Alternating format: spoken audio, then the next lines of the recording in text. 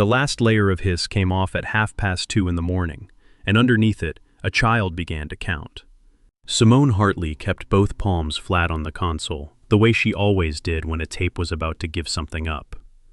The reel turned in the machine beside her, slow and patient, 30 years of dust baked into the plastic.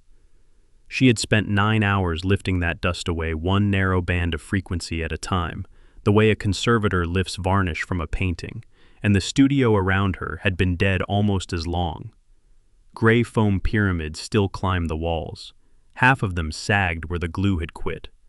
The only light in the room came from the meters in front of her, little green ladders, rising and falling like something asleep. Then the hiss thinned, and there was a room inside it. She heard the room before she heard the voice. A big room. Hard floors, a ceiling too high for a house, a radiator ticking somewhere off to the left. And then close, so close, the microphone must have been at his mouth. A boy. 10. Simone lifted her head. 9. The voice was thin and careful. The voice of a child doing a thing he had been told to do exactly right. 8. 7. Behind him, under him, something else. Not words yet, the shape of a voice, low and even, moving along with him the way a hand moves under a child's hand on a pencil. 6. 5. She reached for the fader without looking down. The needle jumped. 4. 3. Her mouth had gone dry. 2. The gunshot was nothing like the movies had promised her a gunshot would be. It was flat and short and almost polite. A door slammed in another building, and the big room swallowed it and gave back a long, ugly ring. Then the boy started to cry. Simone tore the headphones off her head so hard, the cable whipped the edge of the console. She stood. The chair went over behind her. In the sudden quiet of that dead studio, she could hear her own blood, and she could still hear him because the monitors were up, and the crying was coming out of the wall now, filling the foam, filling the corners. A child sobbing in a room where somebody had just been shot. She stopped the machine with the flat of her hand. The work order sat where it had sat for 4 days, a single printed page under her coffee cup. No name. A law office in Southfield, acting for a client who preferred not to be identified. Payment 5 times her rate, wired before she touched the reel, which should have been the first thing to frighten her, and had not been because rent was rent. The instructions were 3 lines long. Aggressive noise reduction. Remove all room tone beneath the primary voice. Deliver a clean master and destroy the source. Remove all room tone. She had read it as an amateur's request, the kind of thing people asked for when they wanted a dead relative's voice to sound like a studio recording. Standing there in the dark with her hands shaking, she understood it as an instruction from somebody who knew exactly what was in that room tone and wanted it gone. At 10 minutes past 3, the door came in. It did not open. It came in frame in all one kick that folded the deadbolt through the jamb, and men filled the corridor behind it with the calm of people who had done this before and were not in a hurry. Simone put her back to the console and her hands where they could be seen because she had grown up in this city and knew that much. The man who came through last did not look at her. He was tall and heavy in the shoulders, a black wool coat still wet at the collar with snow. Dark auburn hair cut close, a nose that had been broken and never properly set. He crossed the room without a single wasted step past her, past the ruined door, and went straight to the tape machine. He put one gloved finger on the reel to stop the last of its turning. He looked at the tail of the tape at the take-up side, at how much of it had already passed the head. Only then did he turn around. His eyes were a pale gray that took color from nothing. "What second?" he said. "What? You have listened to it." His voice was low and unhurried, and it did not rise at the end of the question. "How far in did you get? Give me the second." "I don't know the second." "Then give me the last thing you heard." Simone's throat closed. Somewhere in the back of her skull, the boy was still counting. "A child," she said, "crying." Something moved across the man's face and was gone before it finished. Behind her, one of the men in the corridor shifted his weight, and she understood in a clear and unhysterical way that she was about to die in a room with soundproofing on the walls, and that the soundproofing was the point. The man in the wet coat lifted the reel off the spindle. "Bring her," he said. "Bring the machine. Bring every drive in the building. Boss. She heard it, he said. So now she works. They put her in the middle seat of a black car, with a man on either side of her, and the city went by, all salt and orange sodium light, the river somewhere off to the right, black and moving. He rode in front and never once looked back at her. At the stopped light on Jefferson, she watched the side of his face in the glass and thought that he had not asked her name, had not asked who hired her, had not asked a single question a man in his position should have asked. He had asked only how far into the tape she had gone. The plant sat on the water behind 2 miles of chain fence, a stamping works that had not stamped anything in 20 years. Brick the color of dried blood, windows painted out. They took her down, not to a cellar, down 2 flights of stairs and through a steel door with a rubber seal on it, into a room that made her forget for 3 full seconds that she had been kidnapped. It was a studio, a new one. The floor floated on rubber pucks, the walls were hung with real broadband absorbers instead of foam, and behind a wall of glass sat a console she had only ever seen in photographs, a restoration suite, with converters worth more than every year she had ever built. And beside it, on a rack, 4 vintage machines in a row, cleaned, aligned, waiting. The air smelled like new carpet and machine oil. Somebody had built this in a hurry, and somebody had built it exactly right. The man came in behind her and set the reel on the console, like it was made of ash. Sit, he said. Who are you? Ezra Malone. He said it the way you say a thing you are tired of watching land on people. It landed. She had heard it in her father's kitchen and on the radio, and once from a police officer who had used it as a reason not to write something down. Mr. Malone. Ezra, I want to go home. No, he said without cruelty, which was worse. He pulled the second chair out from the console and turned it, and sat facing her, forearms on his knees. And now he looked at her, all of her, the way a man reads a page for the second time. There is a voice under the boy, an adult. It says something, and it moves when he moves. I want that voice pulled out and put in front of me clean enough that I can tell you whose mouth it came out of. That is the entire job. Everything else in the world is now not your problem. And if I can't, then you cannot, he said. But you will not lie to me about which it is. People lie to me every day. It is the only thing that ever makes me tired. She looked at the console, then at him. Suspicion sat on him like weather, and she realized he had not decided about her yet. Had not decided anything, except that her ears were the only ones in the state that had heard the tape, and were still attached to a living person. I need my own software, she said, and my headphones, nobody else's. Cal will bring your things. I have a plant on my windowsill. Then Cal will bring your plant. Simone Hartley had built a career out of the voices of dead people. Widows brought her answering machine cassettes with 11 seconds of a husband on them. A woman in Highland Park had once paid her in a pound cake to lift her mother's singing off a reel that had spent a decade in a flooded basement. She knew what it was to hold a person's whole remaining life in her hands as a strip of oxide. She had never in her life held one that made her afraid to work. But she worked. Because the alternative was a room with rubber on the door. The first day she did nothing but listen. 22 passes at low level mapping the noise floor, the hum, the ghost of a fluorescent ballast, the radiator with its slow arithmetic tick. On the 14th pass, she found the second heartbeat in the room tone, and it was not a heartbeat, it was breathing. Adult breathing. Patient 4 feet behind the boy and slightly to his left. On the second day, she found the words. Not all of them. 3 syllables that survived under the count between 6 and 5, buried so deep in the tape's own hiss that they were closer to a shape than a sound. Through the glass, she saw him standing there. He did that. She learned it fast.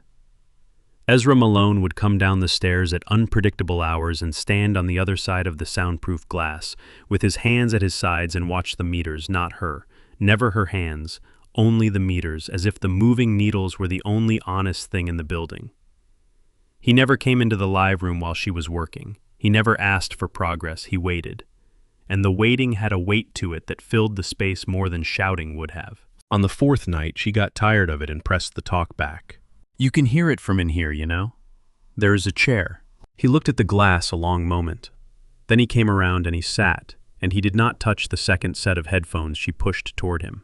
"It is not the words," she said. "It is going to be the room. Whoever it is, they are standing near a hard surface, and I get a reflection off it about 11 milliseconds after the direct sound. If I can get enough of the reflection, I get a second copy of the voice, and 2 dirty copies of a thing can make 1 clean one." "How long?" "I don't know. Days, maybe more." "You have days. Do I have anything else?" He did not answer that. He watched the reel turn. And then quietly, in the voice of a man asking about weather, "Does he sound frightened?" The boy. Simone thought about lying, and did not. "He sounds like he is trying very hard not to be." Ezra Malone stood up and went up the stairs, and did not come down again for 2 days. The men who came for her on the 6th night were not his.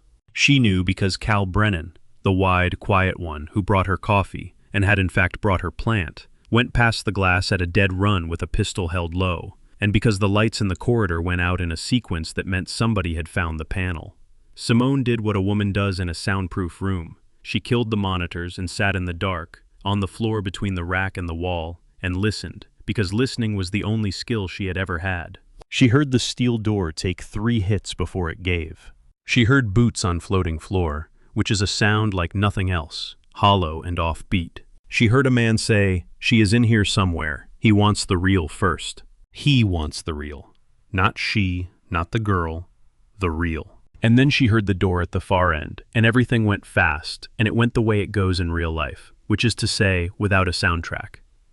2 shots, a body noise, a 3rd shot much closer, a man saying a word that was not a word. The lights came back on. Ezra Malone stood in the middle of her studio with his coat off and his sleeves pushed up, and blood on the back of his right hand that was not his. He turned in a slow circle. His eyes went to the reel on the console first. She watched him check it, and something in her went cold and small. Then he saw her on the floor. She would think about the next 3 seconds for a long time. He crossed the room and went down on one knee in front of her, and took her face in both hands, and his hands were shaking, and he turned her head to the left and then to the right, looking, checking, and when he was done, he let go so abruptly it was almost a shove, and stood and put his back to her. "Cal." "Boss." "Nobody comes down this stairwell who does not sleep in this building. Nobody." "Understood." "And put a man on the door of her room at night. For her safety," Cal said carefully. "Or the other thing. Put a man on the door." When Brennan had gone, Simone got up off the floor with her legs full of sand and said, "You check the tape first." "Yes." "Say it out loud. I want to hear a man say it." He turned around. There was blood on his forearm to the elbow. "I check the tape first," Ezra Malone said. "Because if that tape is destroyed, then the only copy of it left in the world is inside your head, and there is not one house on this river I could hide you in after that." He picked his coat up off the floor. "Do not mistake me for something I am not, Miss Hartley. But do not be stupid about it either." He left. She stood in the wreck of a very expensive room, and understood that he had told her he was afraid in the only language he had. The work took her under after that. She stopped counting days. She slept in a room upstairs with a window painted shut and woke thinking in frequencies. She built a picture of that old room the way an archaeologist builds a pot from pieces, and the picture told her things nobody had told her. The ceiling had been high, maybe 14 feet. There had been a stone or marble surface to the boy's left, close a hearth or a sill. There was a clock with a heavy escapement. There had been at least 4 people in the room, because she found 4 separate breathing signatures, and only one of them changed after the shot. And the boy. God, the boy. She lived with him now. She knew the hitch in his count between 8 and 7, where he swallowed. She knew that his voice came from about 4 feet above the floor, which put him at 9 years old, maybe 10. She knew that when the shot came, his breath did not catch the way a startled child's breath catches, and that told her the worst thing on the tape. Worse than the shot, worse than the crying, he had known it was coming. He had counted it in. On the 11th night, she isolated the adult breathing and slowed it and put it up on the big monitors, and she sat in the dark listening to a person stand behind a child, in a room 30 years gone, and she said out loud to an empty studio, "Where are your hands?" And then she heard it. Under the count. under the tick of the clock. Not a word yet. A consonant plosive followed by a vowel that carried a shape she had heard before, and she went back 30 seconds and played the boy's voice, and then the adult, and then the boy, and she stopped breathing. They had the same vowel, not the same voice, the same mouth shape, the same family. She was still sitting there when the door opened, and Ezra came in late, in a suit that had been two-something tie already loosened, and she must have looked the way she felt, because he stopped just inside the door. "What?" "How old were you?" Simone said. 30 years ago?" The room did the thing that only a properly treated room can do. It went completely chemically silent. Ezra Malone looked at her for a long moment, and then he crossed and stood over the console, and did not sit. 9, he said. "It's you." "Yes. You're paying me to identify a voice on a tape of yourself." "I am paying you," he said, "to identify the person who stood behind me and put my hands where they needed to be, because I was blindfolded until the third count, and by the time it came off, that person was gone, and my father was on the floor, and there were 4 men in the room, and I have spent 30 years unable to swear to which of them it was." He said this evenly, in order like an address. "I have burned 4 houses looking for that reel. 2 of them had people in them. I want you to understand what you are holding." "Ezra, do not." His hand came flat down on the console, not loud, just final.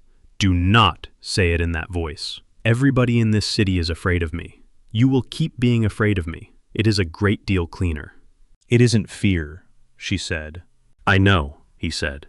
"That is the problem."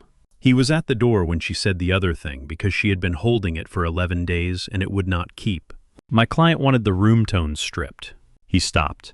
"The instructions I was hired under: aggressive noise reduction, remove all room tone beneath the primary voice, deliver a clean master, destroy the source." She turned in the chair. "I thought it was an amateur asking for something stupid. It isn't. That is a person telling me in technical language to erase the voice you are paying me to find. And they knew to say it in the first place, which means they knew it was there, which means, Ezra, that whoever hired me was in that room." She watched a man of enormous stillness learn something. "Southfield," he said. "The law office. A trust account.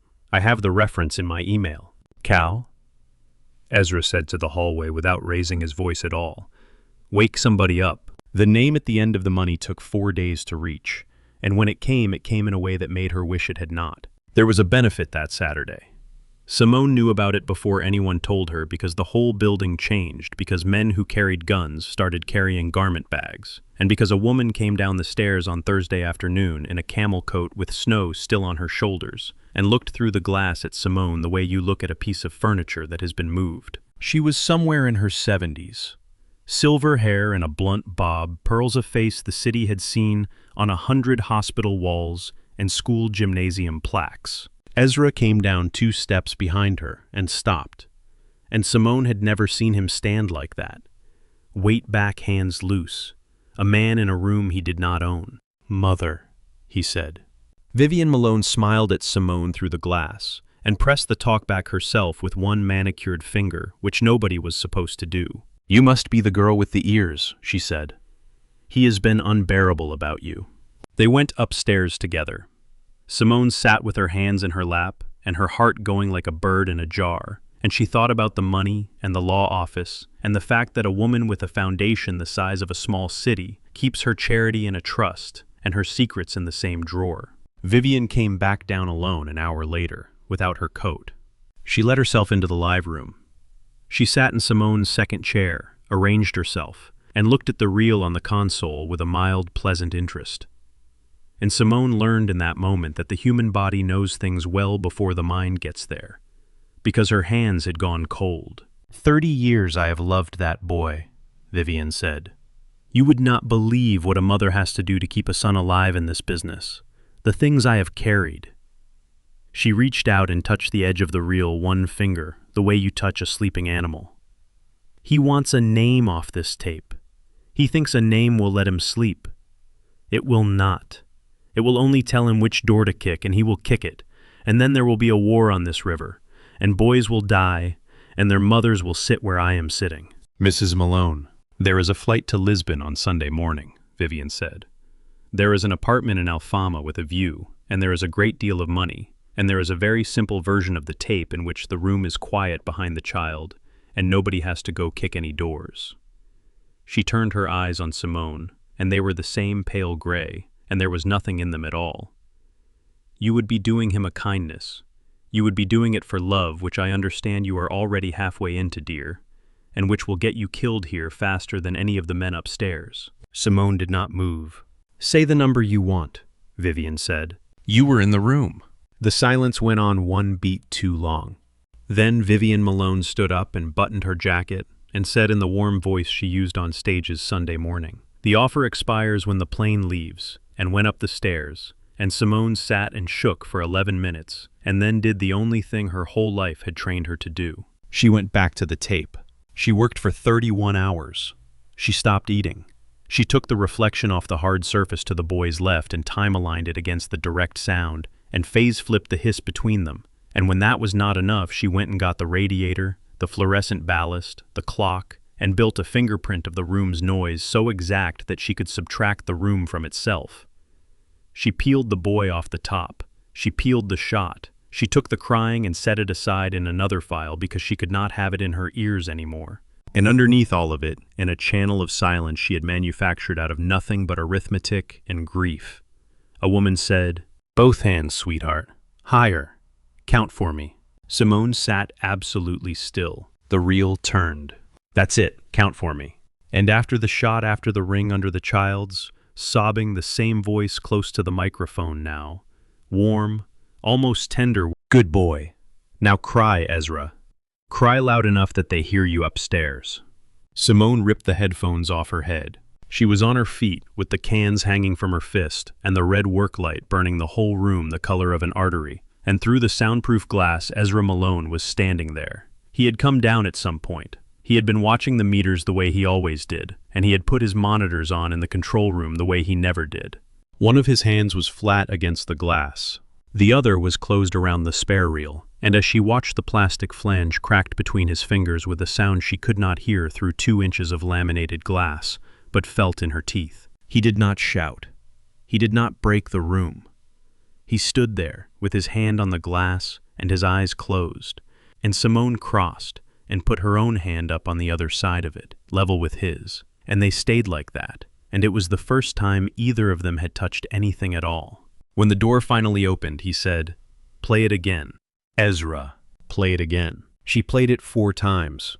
On the 4th, he sat down on the floor of the live room with his back against the bass trap and his forearms across his knees. A man in a $1,000 shirt sitting on the ground, and he said, "She used to sit on the edge of my bed afterward. For weeks. She would put her hand on my forehead and tell me I had been so brave, and that we would never speak of it, and that the men who did it to me were watching, and that if I ever said the word out loud, they would come." He laughed once without any sound in it. "Every fear I have ever had, she built. She built me the way you built that room. Piece by piece, taking things away until only the shape she wanted was left." "Ezra, the council meets in the spring," he said. "She has been telling them for a year that I am unwell, that the empire needs a steadier hand while I recover, and now I know what she was waiting on. A clean tape. Me 9 years old killing my father with nobody standing behind me." He looked up. "You were hired to build the weapon that ends me. And she was going to put you in the river the same night, because you would have heard the version underneath." Simone sat down on the floor across from him, which was the second most dangerous thing she did that week. "Sunday morning," she said. "Lisbon," she offered. "Take it." "What, take it?" His voice did not rise. That was the terrible part. "Cal will drive you. There is a way out through the yard. You will be in the air before she knows the room is empty, and I will spend the rest of the winter making certain there is nothing left of her to look for you with." "And the tape?" "Is mine. It always was." "You cannot read it," Simone said. "You cannot align it. You cannot rebuild it if the master is damaged, and you cannot testify to a room you have never heard the inside of. I am not a girl you are keeping safe, Ezra. I am the only person alive who can stand in front of your council and explain why that voice is real." She held his eyes. "I have spent my whole life giving people back the voices of the dead. Yours is the first one that was still walking around. He stood up so fast, she thought for 1 second she had misjudged everything. He crossed the room, and he stopped an arm's length from her, and his hand came up and hovered beside her face, close enough that she could feel the heat off his palm, close enough that she stopped breathing. He did not touch her. "If you stay," he said, "I will not be able to give you back." "I know." "You do not." "I know," Simone said. His hand closed and dropped. He turned for the stairs, and at the door he said without looking back, "There is a benefit on Saturday. Black tie. My mother gives a speech at 9 o'clock about the children of this city." A pause. "Bring the tape." They took the river road on Saturday because the freeway had been closed by an accident that Cal Brennan did not believe in. And that is where it happened, at the bend by the old salt terminal with the snow coming sideways off the water. The truck came out of the service road without lights. Simone remembered only pieces afterward, and the pieces were all wrong, out of order, too loud, glass in her lap like sugar, the car going around once, slow, almost gentle, Cal shouting a word, and then Ezra Malone's whole weight coming across her in the back seat, one arm braced against the far door, and one hand cupped around the back of her skull, pressing her down into the leather, his body between her and the window coming apart above them in a long, grinding tear. 3 shots went into the door panel where her head had been. Then Cal was out and firing across the roof, and the truck was reversing, and Ezra did not move off her, not for 4 seconds, not for 5, and she could feel his heart going against her shoulder blade, enormous and fast, the heart of a man who was not calm at all, and never had been, and had simply built a room around it. When he let her up, there was blood coming through the sleeve of his coat. "Are you cut?" he said. "Look at me. Are you cut?" "You're shot. Are you cut?" "No." He took her face in both hands again, and this time he did not let go.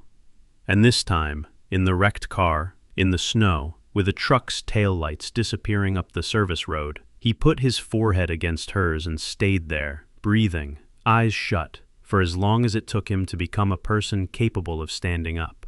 "She used my mother's driver," he said. "That is how far it has gone. Your mother sent them." "Yes." "Then let us go be late to her party." The Lyric Hall on Woodward had been a movie palace once, and the people who restored it had left all the gold. 900 guests, under a ceiling like the inside of a jewelry box, chandeliers, ice sculptures shaped like herons, a children's choir in matching blue, waiting in the wings for the moment after the speech. Simone came in on Ezra Malone's arm in a borrowed black dress, with a cut healing along her jaw, and a small aluminum case in her free hand. And the whole room turned, because a man like that does not bring anyone. He walked her the length of the floor without hurrying. Every face they passed did the same arithmetic. "Do not leave my side," he said low. "I have to. The board is at the back of the house. I need 11 feet of cable. And a minute alone with the man running sound. Cal goes with you." "Ezra." He looked down at her. Under the chandeliers his eyes were almost silver. "There is a version of tonight," he said, "where I take you out of that door instead, and we do not come back to this city. Say the word, and it is that version." "Go stand where she can see you," Simone said. Vivian Malone took the stage at 9 o'clock exactly, to the kind of applause that money buys and time launders. She spoke about winter.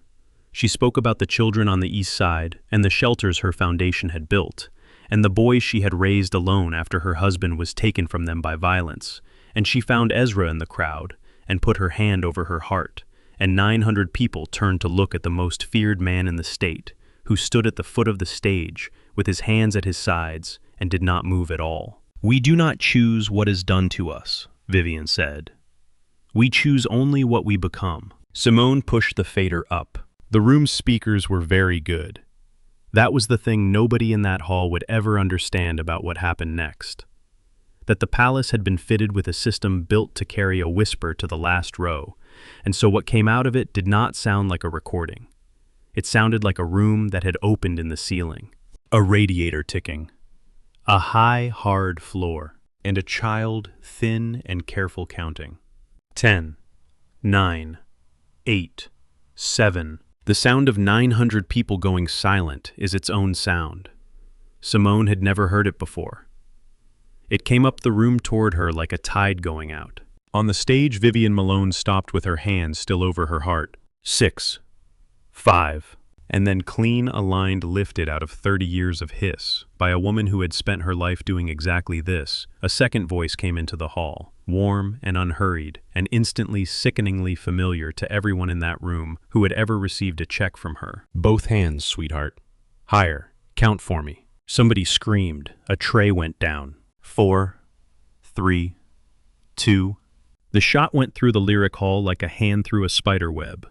And then the crying. A child sobbing under gold leaf and chandeliers, and over it, tender as a lullaby, "Good boy. Now cry, Ezra. Cry loud enough that they hear you upstairs." Vivian Malone turned toward the wings. She got 4 steps. The men who stopped her were not Ezra's. That was what Simone would remember, and what would keep her safe for the rest of her life, because it meant it had not been him. They were 3 of the 7 old men who sat on the council, and they closed on that stage from 3 directions, with the unbothered speed of people correcting an accounting error. And the last thing anyone in that hall saw of the woman half the city called a saint was her silver head going down the service stairs between 2 shoulders in dark wool. The choir never sang.